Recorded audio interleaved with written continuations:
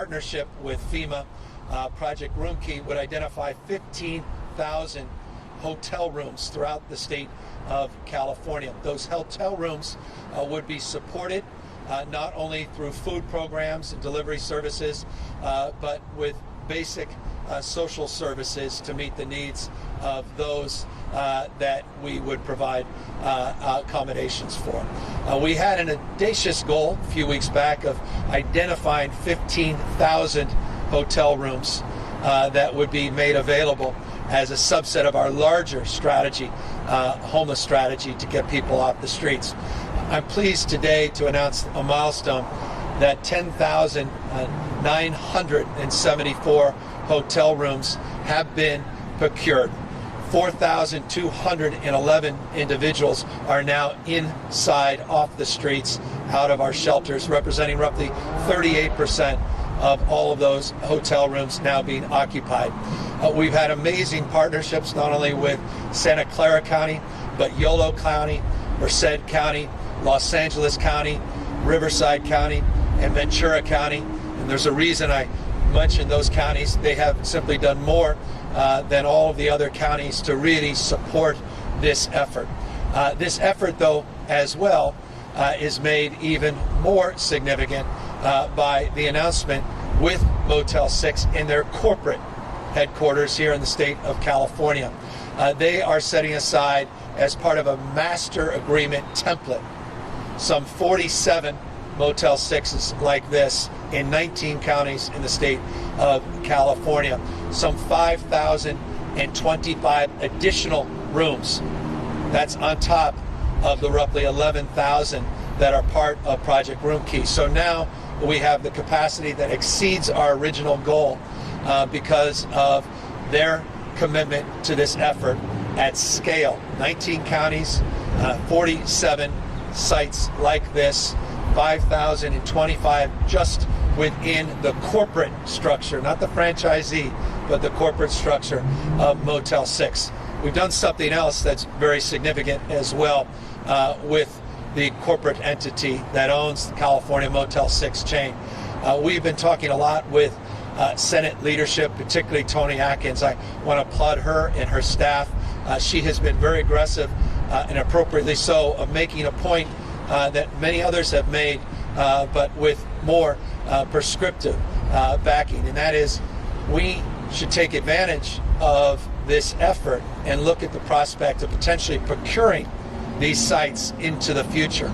And so we have organized with Motel 6 some language that would allow that process to take shape, make it much easier beyond this pandemic to potentially consider these sites as a broader portfolio to provide some more permanency for those most in need in the state of California. I want to applaud Toni Atkins for her leadership in this space, leadership in the Assembly as well. A number of individual leaders have reached out saying this is exactly the kind of lease template we should be advancing in the state. So good news, real progress in just a few weeks, to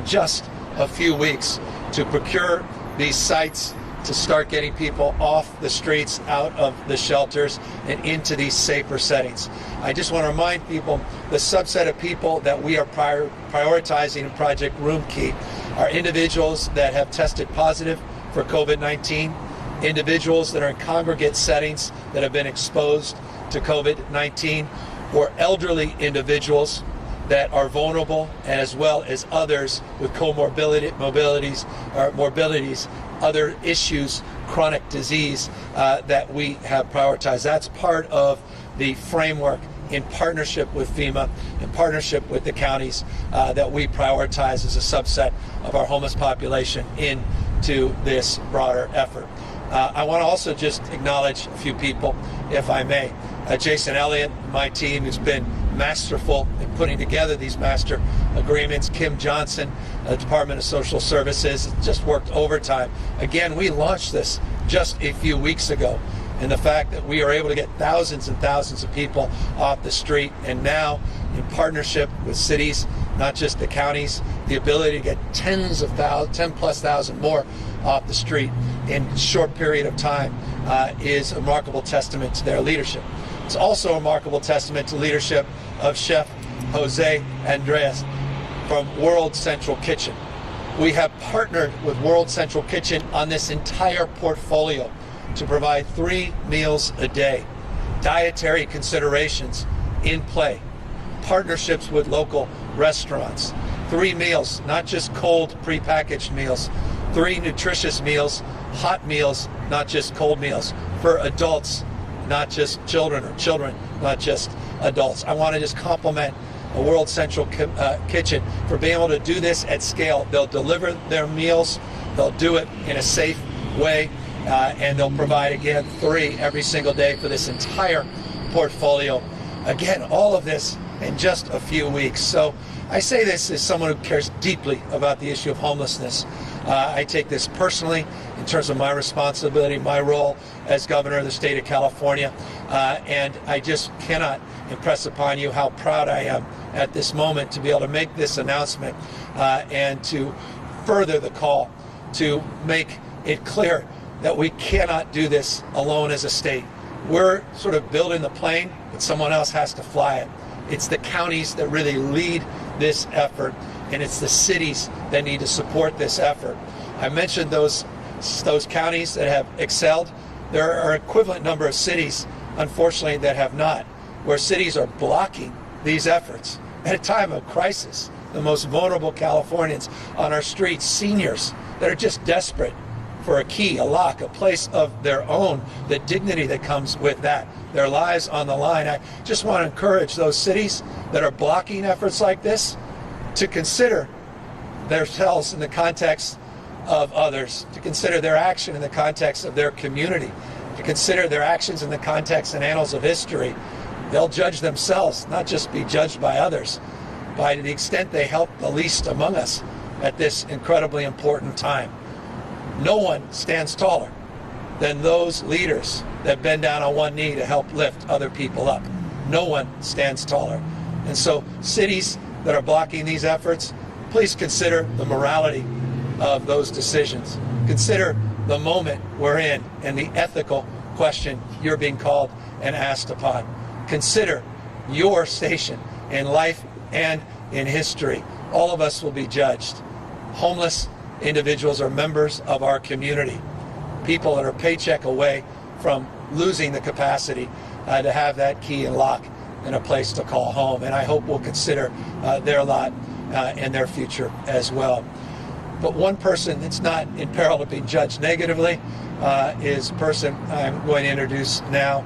That's the president of the Santa Clara County Board of Supervisors, who really stepped into this moment directly with me and directly with our team in saying we can absorb more of these units, and we are not going to stand in the way of progress. And so let me introduce one of those leaders before I introduce yet another, and that's the president of the board, Santa Clara Supervisors, Cindy Chavez.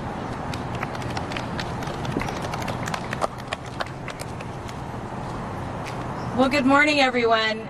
You know, I have gotten some feedback from the public about all of the conferences, the news conferences we're doing. And one of the questions I get asked is, why do we spend time thanking each other, given that these are our jobs? And I want to say why. When we look at the governor of California and you compare that to governors across the country, there are few that stand shoulder to shoulder with him in terms of playing a leadership role in how we fight this virus. Governor Newsom has been inclusive statewide. He has moved us together to do hard things, and he has played a leadership role in addressing the needs of the most vulnerable in our community.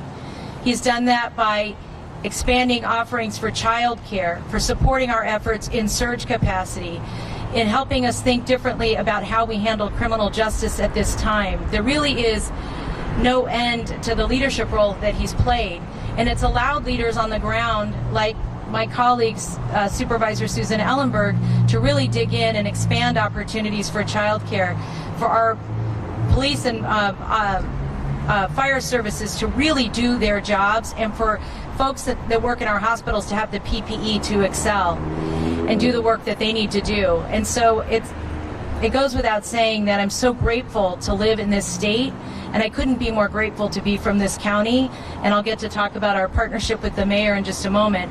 But let me say what's so important about Project Roomkey and why we're so excited about it. It allows us not only to meet the needs of a community during COVID-19, but allows us to work with our cities to think differently about how we address homelessness, because we all know that we both have to address this emergency, and then as we grow out of it, be the kind of state that recognizes there's a role for every person in our community, that there's a home for every person in our community, and that we understand the value of every person in our community. So I really want to just say I'm here on behalf of the county. We're so excited to be in the process of completing this negotiation here, because we think this is the right thing to do. So thank you, Governor. And, you know, for all of us, and I know those of you at home, I just want to thank you for those of you who are sheltering in place, washing your hands, not touching your face, doing all the things that we're asking you to do, that it's getting challenging to stay at home. And we hear you, and we're working as hard as we can under the governor's leadership to figure out what those next steps are. And again, I want to thank the governor for creating a statewide platform and a statewide framework for us to look at. One of the most important partnerships the County of Santa Clara has had has really been with the City of San Jose, and we really appreciate Mayor Landry Campbell and all the other cities in our county. But Mayor Liccardo and the city have shown extraordinary leadership and partnership with us, and taken on great risk to make sure that we're doing what we need to do for the members of our community, for example, in expanding food and meals across the county. So with that, I'd like to invite up Mayor Liccardo. Thank you, President Chavez, and I just want to say to Mayor Susan Landry, thank you for welcoming us to Campbell, and for standing up thank you for standing up as one of the cities here in the county that is very much willing to embrace this important initiative from the governor. And I am so grateful to the leadership of Governor Newsom. You know, I think we all know and we see in the news that he's providing leadership not just for our state, but for our nation at this time of crisis. And I am so grateful, not simply for what I see on the screen, but as someone who is working day to day with him and his incredible team, just the incredibly quick response and the keen and sage foresight when you see projects like Project Roomkey and how essential they are to enable so many of our most vulnerable residents to be safe at this critical moment. Thank you, Governor Newsom, for all the leadership you're providing. And I really want to thank President Cindy Chavez and the county. Her incredible leadership, certainly not just today, but for many years on homelessness. Ultimately, perhaps the greatest accomplishment we've seen in many counties throughout the state is the passage of Measure A back in 2016, nearly $1 billion for homelessness. And we are seeing projects now on the ground opening their doors, getting the homeless off the street. It is so heartening to see real action happening here in Santa Clara County. And I want to thank as well Supervisor Susan Ellenberg for her leadership in this critical time. A big thanks to Jason Elliott and Anna Leary.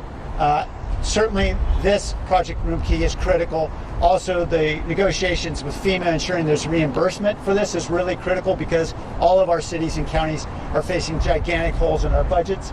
We're going to be spending a lot of money on emergency response, and being able to have those FEMA reimbursements is critical to enable us to better serve our community going forward. So thank you, Jason, for all your work. Because of the leadership of the county in this effort, we have 1,123 rooms that can be available now for those COVID positive individuals, those homeless individuals who are vulnerable, to come in from the cold. And I'm so grateful, and we have already had more than 500 homeless individuals housed through this effort, more than 453 motel rooms alone, like the ones you see behind me. This is the kind of effort that is resulting from the leadership of the county in collaboration with all of the cities. And I think it's so critical that we not allow this moment to pass, as we are seeing, we hope, what will be a CARES Act 2.0 from Congress. We know it's been held up, but we are eager to see it move forward, because here is a real opportunity for Congress to step up and say, let's build on the vision of Governor Newsom We don't want these rooms simply open for a few weeks or a few months. Let's give counties and cities the dollars they need to purchase motels so we can really aggressively address the homelessness crisis that will be here well beyond the time that this pandemic passes. In addition to purchasing motels, we can also be out there building emergency housing, as we're doing now on 3 separate sites because of the $150 million of funding that the governor and his team have made available with the help of the legislature to cities throughout the state. We're taking advantage of those opportunities. I know other cities are as well. And we can really build on this with a real partnership from the federal government. And I hope that we're able to see a new CARES package get over the goal line so we can all make real progress together. Thank you all, and thank you, Governor.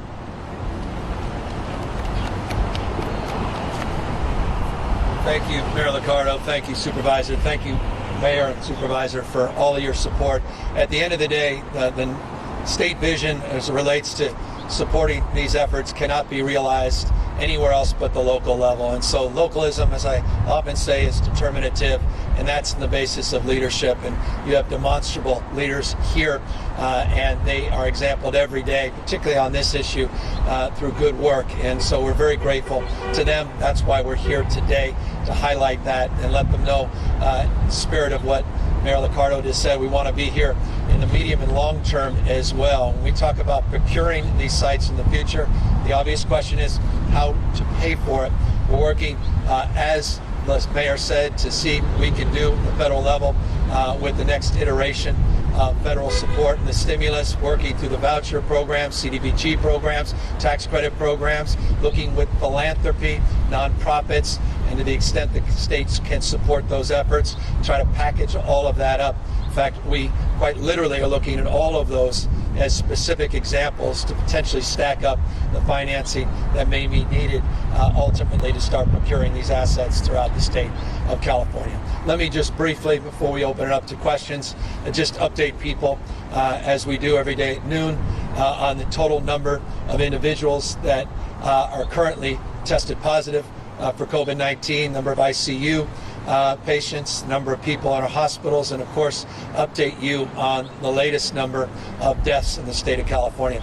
Tragically, last night we lost another 87 human beings, stories, not statistics, people that have family members and loved ones that have been torn apart because of COVID-19. 1,072 families have been impacted through a loss of a loved one since the beginning of this crisis. So for those that think we're out of the woods, those that think we've turned the page, those that think that it can go back to the way things used to be, I caution you on the basis of that 87 number. That represents among the highest number of deaths this state has experienced since the beginning of this crisis.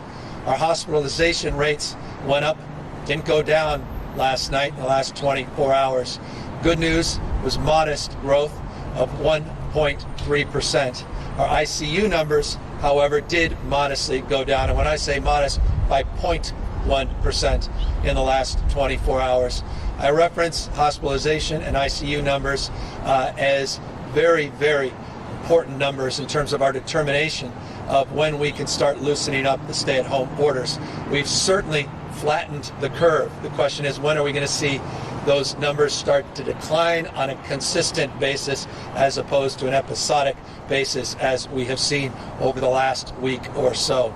We still had an increase total number of cases of 5.3% testing positive over the previous 24-hour period. Again, just a reminder that we still have a lot in front of us and a lot to do inside of us in terms of our determination to continue to practice physical distancing, our determination to continue to advance our broader stay-at-home orders up and down the state. I want to just make a point about people up and down the state of California. It's incredibly important that we highlight what we began to highlight very detailed terms in the beginning of this crisis. First guidance we put out was around skilled nursing facilities, senior centers, assisted living facilities. We followed that up with a very detailed announcement last Friday about what we are doing to help support our seniors up and down the state with an increased number of positives, not just for seniors in these facilities, but also staff providing support in these facilities. We talked about the 600 nurses that we had retrained. We talked about the strike teams that we put out to the skilled nursing facilities. We talked about all the new testing kits that we're prioritizing for these SNFs, the skilled nursing facility and senior centers. We also talked about all the new PPE that we were prioritizing in that space.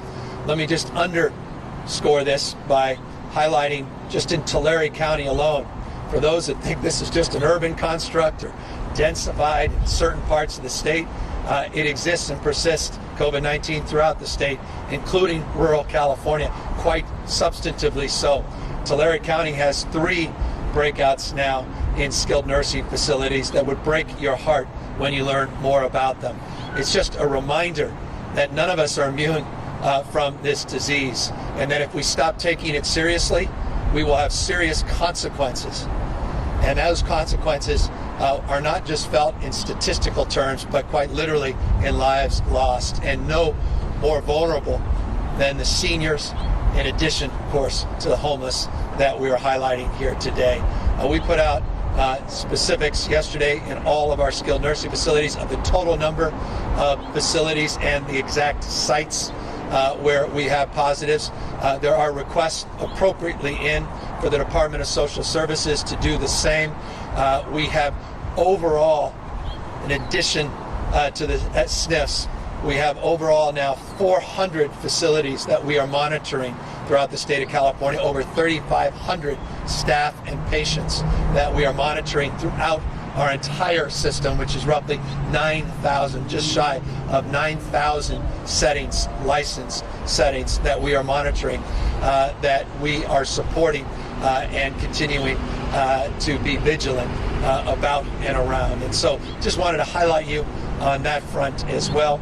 And in closing, as always, I want to just highlight the opportunity for all of us to help support efforts large and small in their communities, and that's to go to our serve.ca.gov website, serve.ca.gov website. That's a site that will allow you to find local areas to help support food banks, blood banks, to help support efforts like supporting seniors, senior facilities, making phone calls to check in on people that are lonely or in need, or just providing the kind of support that World Central Kitchen is going to be providing for a site like this, and that's delivery.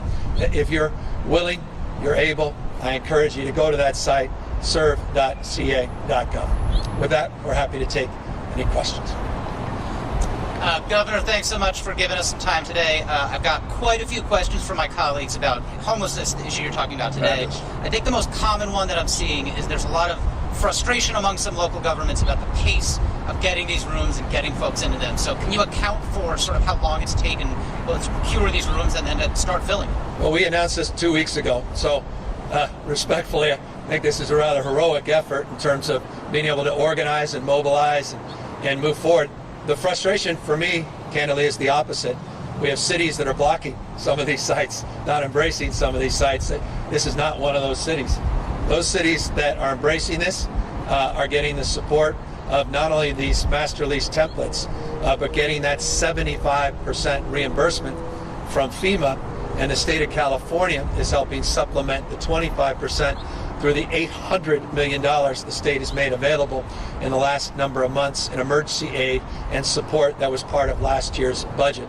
So there shouldn't be any issues in terms of blocking the application and the implementation of these efforts. That said, the process is not overnight, and the templates are provided. The counties become the organizing framework to then work with the cities. So there are a few layers here, and in each and every case, there are complexities and nuances that need to be worked through.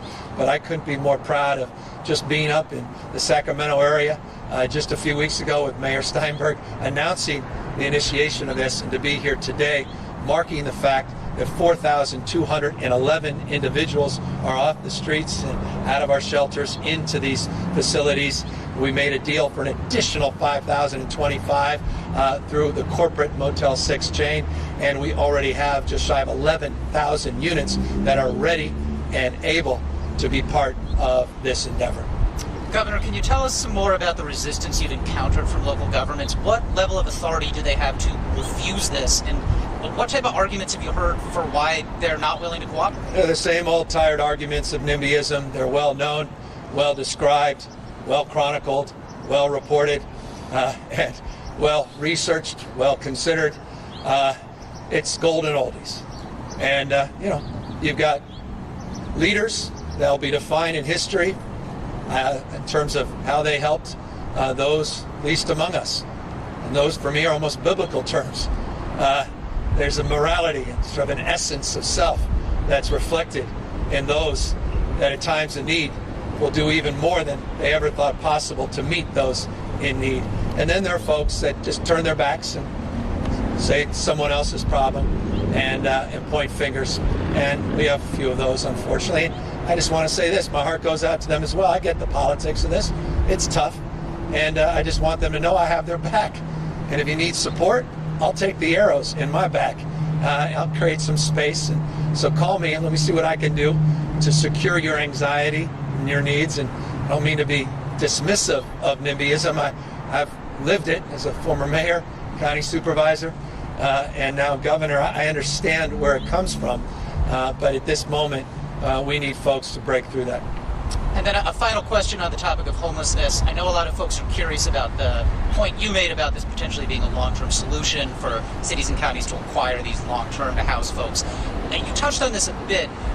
Would that be a mix of federal, state, and local funds? Would it largely be the fiscal responsibility of cities and counties? How would that pencil out? It's all about partnership, all about capacity building. It's about public-public partnerships along the lines that you described. It's also public-private partnerships with philanthropy. So we want to stack up the support and financing. We want to take advantage of the opportunity when we come out of this, not to give up these assets to large Wall Street investment funds, but see if there's an opportunity for the state of California, partnerships with nonprofits, faith-based support, and others to really create a more comprehensive capacity for us to deliver on our long-term needs in the state. And so, as I said, the template with corporate here with Motel 6 provides that guidance in very prescriptive terms, and we're very encouraged by that. And now we're going to start resourcing that. Governor, I want to ask you about this deal to obtain hundreds of millions of masks. I don't know if you had any time to watch the hearing in the legislature this week. A lot of frustration from lawmakers about what they feel is a lack of information about these contracts. And the response we heard from the administration seemed to be too much information could imperil the state's ability to close these deals. And so my question for you is, are these mask deals, are they closed? Are they finished, or are they still a work in progress? No, the contracts are locked. Everything that's been said is consistent with what we said a week ago, what Mark Ghilarducci said a week ago, and we stand by the assertion of the administration that there are concerns with these large-scale contracts that we are providing as much information as we feel is appropriate, but the contracts are secured, but we want to make sure we secure the product. We want to save lives, and we want to do so in an immediate term. And I just want to make this point. We're in desperate need of more masks, not just N95 masks, procedural masks, gowns, gloves, coveralls, and shields. And we have locked in contracts to procure hundreds of millions. And we don't want to put them in peril. And we're just days away, the next few weeks, and the outset, when I said May 1st, that first week of May. And we just want to do everything in our power to make that work. I respect the legislature, and we've had direct conversations with them. They know the concerns, and I recognize everybody's desire to have everything out there tomorrow, and we look forward to all those details becoming public very, very shortly. Why not release them more soon, though? Because we don't want to put the process at peril. I'm for outcome here. Some are consumed by process, personality, intrigue, who's up, who's down. We are for actually solving a major, major problem, not only for the state, but potentially a template for the country. We're just weeks away. We've been transparent. We've been honest about where we are. We have a very deliberative process with the legislature. We're following that process. We're working collaboratively with them. And we look forward to all of the specific details and nuances so everyone could get under the hood, hundreds and hundreds of pages, and go through every preposition, every adjective, every verb, as is your right and our collective responsibility to you, the general public. Is the risk that other folks might, if you identify the masks you've identified, they might get snatched up by someone else? This is the wild, wild west. I don't know how many examples you've written about, others have written about, of deals gone awry. States all across this country have highlighted this. The federal government has highlighted this. People competing against one another. Things that looked promising, that were locked down, that somehow were stopped at the border, sent back. So I take this moment very seriously. I care about producing a big result. Others, again, are going to consume themselves around process. We're going to consume ourselves around saving lives. Governor, I also had a question for you about the economic panel you announced yesterday to guide the state through its economic recovery. I've seen some criticism of the choice of Tom Steyer to lead that panel, given pretty overtly partisan profile. He led the impeachment drive against Donald Trump.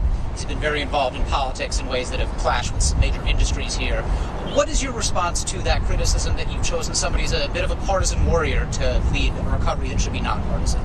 Pete Wilson, Arnold Schwarzenegger, Gray Davis, Jerry Brown, Republican leaders in the Assembly, Republican leaders in the State Senate, Democratic leaders in the Assembly, Democratic leaders in the State Senate, people from the Central Valley, people from the Central Coast, people from Northern California, people from Southern California, faith-based leaders like Father Boyle, religious supporters beyond that as subcommittee advisors, nonprofit leaders, warriors of social justice like Angela Glover Blackwell, economic leaders like Tim Cook, and very iconic leaders in addition to that like Bob Iger, women, men, diversity of this state, healthcare. So we'll withstand any particular critique about one individual or another, but I appreciate Tom's leadership, his willingness to take this on, and I'll put up what he's done in his community bank and a focus on the triple bottom line up against anybody's philanthropy in the last decade. I look forward to his leadership and stewardship of this council. Governor, early yesterday morning, Donald Trump tweeted that states needed to be liberated, as I'm sure you saw. Yesterday afternoon, we saw a fairly large protest in Huntington Beach from folks aligned with the president wanting you to open up the state more quickly. I know you have said consistently that the president and the federal government have been good partners. Are you concerned that when the president broadcasts a message like that, it undermines your efforts to keep people safe and to gradually reopen? Guys, none of this surprises us. You can write this script. We've lived through this movie. I imagine you'll see a lot more of that. Just want to encourage people, when you practice your free speech, which I don't embrace, I celebrate, just do so safely. This virus knows no political ideology. It doesn't know if you're a Republican or Democrat, supporting the president, opposing the president. Practice physical distancing. Make sure that you're not infecting others, even if you feel healthy. You have no symptoms. You're asymptomatic. You can spread this. Even if you don't care about other strangers, you may care about your loved ones, may come home after being at one of these rallies. Just be healthy, be safe. And we're going to do the right thing, not judged by politics, not judged by protest, but by science, by health, the facts on the ground. That will be our guiding principle. Are you concerned, though, about the president's message contradicting or drowning out your own? And if so, have you expressed those concerns to the president? The president made it very clear publicly and privately to governors from every state in our union that he will defer to our directives within the state of California. You and others have all reported that, and I think that's the appropriate response, is let local government guide county government, guide regional governance, guide the state, and ultimately states in turn helping guide the nation as we transition to recovery in the next phases. On the topic of the federal administration, you've talked about the need for more widespread testing and for a contact tracing system to get the state reopened. What components are most needed to get us to that point? And the president has also made pretty clear he expects the states to be responsible for testing. Does California have what it needs absent federal help, or do we need more federal assistance to get that sort of universal testing? Well, we'd love to see more support wherever we can get it from the federal government on down. As you know, we put together a work group a few weeks ago. Truly some of the smartest and best resourced minds and individuals and organizations as part of that task force. Leaders at Stanford University, our UC system, researchers, scientists, the largest health insurers, co-chairing that, Paul Markovich. They made specific recommendations in terms of not just PCR testing, serology testing. We have already monitored, I think it's getting close to 700 different testing modalities that are being used all up and down the state of California, very small ones, very large throughput testing, point of care testing with these new Abbott machines that are coming in. We're trying to bring all of that to bear.